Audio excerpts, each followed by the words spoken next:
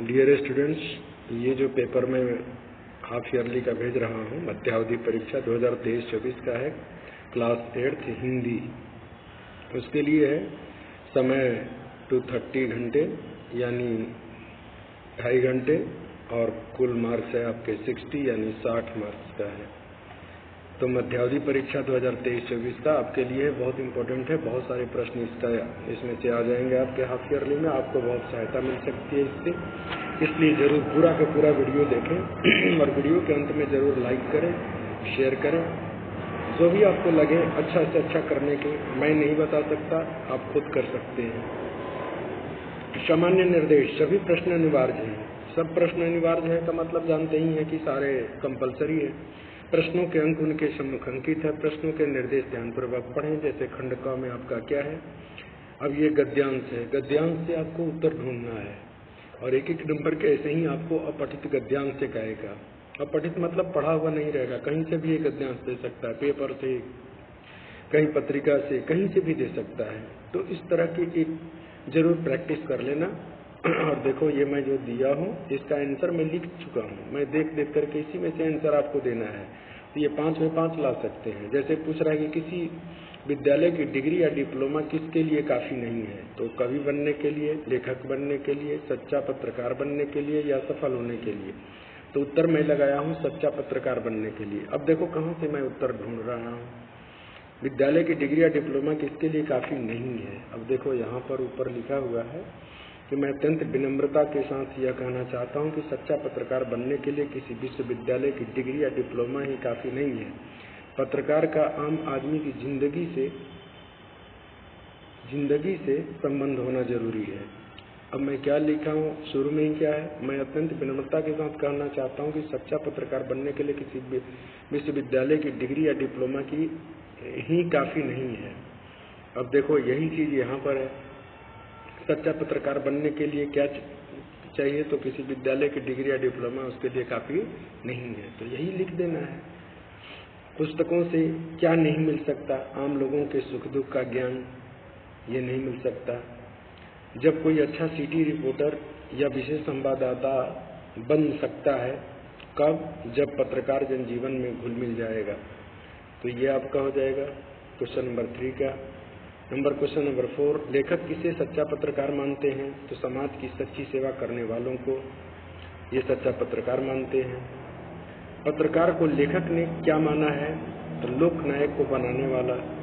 आप देखेंगे इस पैसेज में मैं जो भी आंसर डाला हूँ बिल्कुल उसी में से मैं निकाल करके डाला हूँ। ऐसे ही आपको भी पढ़ना है, पढ़ करके सच्चे उत्तर जो हैं उसको चुनना है और आंसर लिखना है। बिल्कुल 5 में 5 मार्क्स ला सकते हैं।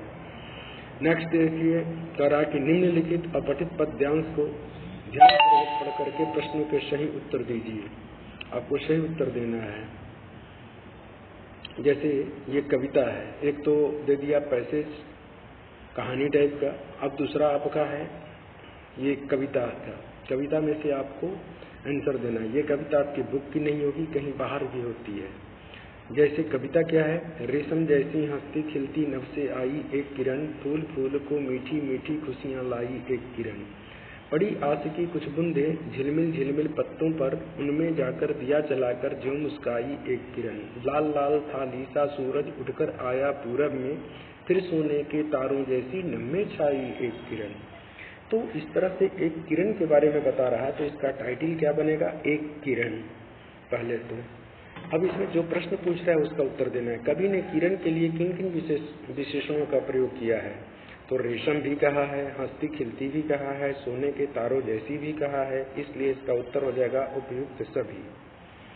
दूसरा देखिए, किरण फूलों के लिए क्या खुशियां लेकर आई, तो मीठी मीठी खुशियां लेकर के आती है, ये हो जाएगा। ओस की बूंदों ने पत्तों पर क्या किया, उन पर एक दिया सा जला दिया, ये उसमें उत्तर है। कविता में ही आप देखेंगे तो उसमें मिल जाता है। सूरज की विशेषता क्या है, वह गोल गोल है, वह गोल गोल तथा लाल लाल है, वह लाल लाल थाली जैसा है। अब उस कविता में देखिए यहाँ पर लिखा हुआ है कि कैसा है वह, तो कह रहा है कि थाली जैसा है। यहाँ पर देखिए, लाल लाल थाली सा सूरज उठकर आया पूरब में, तो थाली जैसा लाल लाल है, तो यही आंसर हो जाएगा इसमें। नेक्स्ट, उपयुक्त पद्यांश का उचित शीर्षक दीजिए।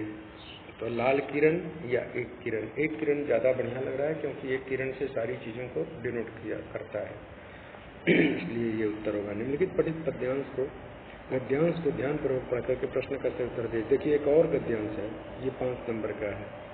अब इसमें से चुन चुन करके आंसर देना है। अब ये आपके बुक का रहेगा। एक तो अपठित गद्यांश जो अनसीन पैसेज होगा वो कहीं से दे सकता है, और एक अनसीन पोएम भी यानी कविता भी कहीं से दे सकता है, वो 5 नंबर का है। दूसरा क्या है, ये आपके बुक का एक देगा गद्यांश और एक पोएम भी देगा 5 नंबर का, तो 20 नंबर का तो यही हो जाता है 5-5 नंबर करके। अब देखिए प्रस्तुत गद्यांश किस पाठ से लिया गया तथा इसके लेखक कौन है। तो बस की यात्रा व हरिशंकर परसाई, ये हो जाएगा। हरिशंकर परसाई इसके लेखक है बस की यात्रा के तो ये आंसर हो जाएगा। लेखक और उसके मित्रों को कहाँ जाना था, तो जबलपुर जाना था पन्ना होते हुए। पन्ना से सतना के लिए बस कितनी देर बाद मिलती थी, हर 1 घंटे के बाद, उसमें लिखा हुआ है, पढ़ेंगे आप सारी चीजें मिलेगी। वयोवृद्ध से क्या तात्पर्य है, बहुत ही पुरानी। वयः मतलब उम्र, वृद्ध मतलब बूढ़ा, बहुत ही पुरानी को कहते हैं। बूढ़ी या पुरानी भी कहते हैं, लेकिन बहुत ही पुरानी कहना सही है, क्योंकि गद्यांश में पढ़ेंगे तो आपको यही मिलेगा कि बहुत ही पुरानी। इस तरह से हाजिर से अभिप्राय क्या है, जैसे हाजिरी देते हैं ना, तो हाजिर मतलब उपस्थित होना, अटेंडेंस, उसको उर्दू में हम कहते हैं हाजिर। निम्नलिखित पठित पद्यांश को ध्यानपूर्वक पढ़ करके प्रश्न का सही उत्तर दीजिए। ऐसे बेहाल बेवाई ने सो पग कंटक जाल लगे पुनि जोए, हाय महादुख पायो सखा तुम आए इतैन की तय दिन खोए। देखी सुदामा की दीन दशा करुणा करी के करुणा निधि रोए, पानी परा तको हाथ छुओ नहीं नैनन के जल सो पग धोए। इस कविता के रचयिता कौन है, तो नरोत्तम दास हैं। सुदामा किस कारण बेहाल हो रहे हैं, क्योंकि बेवाई के कारण, उनके बेवाई पैर में फटा हुआ है ना, इसलिए। श्री कृष्ण ने सुदामा के पैर कैसे धोए, तो नैनन के जल से पग धो दिए। इतने आंख से आंसू निकले, अपने मित्र सुदामा को देख करके कृष्ण के आंख से इतने आंसू निकले कि उनके नैनन से ही उनके पैर धुल गए सुदामा जी के। करुणा करके करुणा निधि हुए। प्रस्तुत पंक्ति में कौन सा अलंकार है, तो क है। तीनों में क है, इसलिए अनुप्रास अलंकार है। ये कहीं वर्णों की बार बार आवृत्ति होती है ना, तो अनुप्रास होता है। शब्द साम्यम अनुप्रास, ऐसा लक्षण है। निम्नलिखित में आंख का पर्यायवाची नहीं किसका है, तो लोचन आंख को ही कहते हैं, नयन भी कहते हैं, नेत्र भी कहते हैं। खग नहीं कहते, खग मतलब पक्षी हो जाएगा। खंड ख में आ जाइए। अब इस निम्नलिखित प्रश्नों के उत्तर देना है। अमर ने 4 मीनार देखी। 4 मीनार क्या है, 4 मीनार क्या है, ये व्यक्तिवाचक संज्ञा है, एक कोई खास जगह को बता रहा है, इसलिए 4 मीनार व्यक्तिवाचक। और 4 के चलते चारों मीनार को 4 मीनार कहते हैं, ये समूहवाचक भी हो सकता है। बदलू ने ऊपर भर नहीं काम किया। रेखांकित शब्द का शुद्ध रूप लिखिए। यहाँ उम्र ये सही है, तो ये उम्र की जगह ऐसे उम्र लिखना है, सही है। चलती बस से उतरने का प्रयास नहीं करना चाहिए। प्रस्तुत वाक्य में बस किस अर्थ में आया है, साधन के रूप में है ये, क्योंकि बस पर ही चढ़ता है ना। मेरे पास 5 पुस्तकें हैं, में उपयुक्त विशेषण होगा, ये निश्चित संख्यावाचक विशेषण हो गया, क्योंकि ये 5 पुस्तकें 5 संख्या हो गया, और निश्चित बता रहा है कि मेरे पास कितनी पुस्तकें हैं, तो 5 ही हैं, इसलिए निश्चित संख्यावाचक विशेषण हो जाएगा। हमें विद्यालय जाना चाहिए, रोजाना जाना चाहिए। यहाँ पर रोज से क्या बना जाना है, आपको उचित प्रत्यय लगाने पर आना प्रत्यय लगा दिए तो रोजाना बन गया शब्द। इसी तरह से आप देखिए ये क्वेश्चन नंबर 6, गुणवाचक विशेषण का उदाहरण कौन सा है, तो ईमानदार। गुणवाचक कौन है, जो गुण को बता रहा है, तो ईमानदार बता रहा है। मीटर और दस या कोई ये सब नहीं बताता। सामाजिक शब्द में कौन सा प्रत्यय है, तो इक प्रत्यय है। पक्षी शब्द का बहुवचन क्या होगा, पक्षी। द्वंद्व समास का सही उदाहरण क्या है, लोभ और मोह, लोभ मोह। ज्ञान का सही वर्तनी वाला शब्द होगा कौन सा, तो ये नीचे जो मैं ज्ञान पर टिक लगाया हूँ ये सही होगा ज्ञान, नहीं तो ज्ञान गलत है लिखा हुआ। पानी परातों को हाथ छुओ नहीं नैनन के जल से पग धोए। पंक्ति में कौन सा अलंकार है, इसमें अतिशयोक्ति अलंकार है। अतिशयोक्ति अलंकार का मतलब होता है बहुत बढ़ा चढ़ा करके कहना। अभी पानी हाथ में, अभी परात को हाथ में कृष्ण जी अभी लिए ही नहीं कि उनके आंख से सुदामा जी के पैर कैसे धुल सकते हैं। ये बहुत बढ़ा चढ़ा करके बातें कही, इसलिए अतिशयोक्ति अलंकार है। अपेक्षा शब्द का उपयुक्त विलोम चुनिए। अपेक्षा का उपेक्षा होता है। अब खंड ग में क्या है, ये आपके बुक का क्वेश्चन आंसर है, आप आराम से कर सकते हैं। पक्षी और बादल द्वारा लाई गई चिट्ठियों को कौन कौन पढ़ सकता है, कौन कौन पढ़ पाते हैं। आपको पता होगा कि पक्षी और बादल क्या करते हैं, खबर लाते हैं, और उनकी चिट्ठी क्या है, यही है पहाड़, नदी, झरने, वर्षा, ये सब क्या है, ये उन्हीं की चिट्ठी तो है ये जो बदलाते हैं। मशीनी युग से बदलू के जीवन में क्या बदलाव आया? मशीनी युग से बदलू के जीवन में यह बदलाव आया कि उनका भी अब जीवन उस तरह का नहीं रहा, क्योंकि वैज्ञानिक के आने से उनका चुड़ियाँ उतनी, लाख की चुड़ियाँ उतनी बिकती नहीं थी, इसलिए वो भी धीरे धीरे मशीनी युग के अनुसार बदलते गए। कवि ने अपने आने का उल्लास और जाने को आंसू बनकर करके क्यों कहा है? क्योंकि आने पर व्यक्ति के घर में खुशियाँ आती है, इसलिए उल्लास कहा है, और जाते समय बड़ा दुख होता है, इसलिए आंसू बन करके बह जाना कहा है।